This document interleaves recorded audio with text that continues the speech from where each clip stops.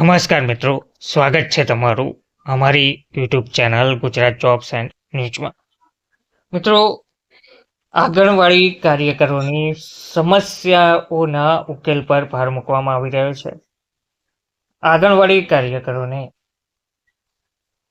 Personally મળ્યા હતા અને તેમની મુખ્ય સમસ્યાઓ પર ભાર મૂકવામાં આવ્યો હતો. તેમણે કહ્યું હતું કે સરકારે આંગણવાડી બહેનોના વિવિધ પ્રશ્નોને લઈને અવગણના ના કરવી જોઈએ. લોકસભામાં વિપક્ષના નેતા રાહુલ ગાંધીએ સોમવારે સંસદ સંકુલમાં આંગણવાડી કાર્યકરોના એક પ્રતિનિધિ મંડળને મળ્યા હતા. તેમણે સરકાર પાસે આંગણવાડી કાર્યકરોના પ્રશ્નોને ગંભીરતાથી સાંભળવાની માંગ કરી.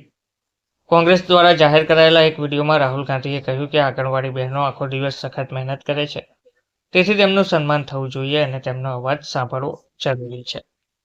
તમને જણાવી દઈએ કે પ્રતિનિધિ મંડળે પોતાની સમસ્યાઓ રજૂ કરતી વખતે પ્રોવિડન્ટ ફંડ, ગ્રેચ્યુઇટી ચૂકવવા અને નોકરીઓ પર કાયમી કરવાની માંગ કરી હતી.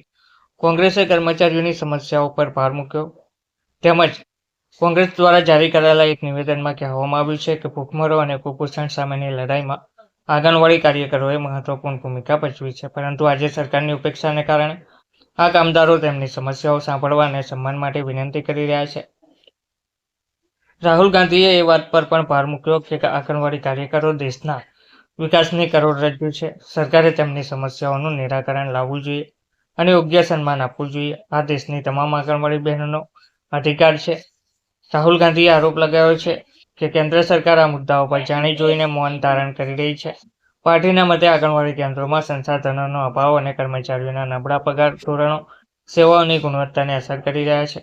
નિષ્ણાતો કહે છે કે આ કામદારો વિના રાષ્ટ્રીય પોષણ મિશન અને મનરેગા જેવા કાર્યક્રમોનું સફળ અમલીકરણ અશક્ય છે. ધન્યવાદ.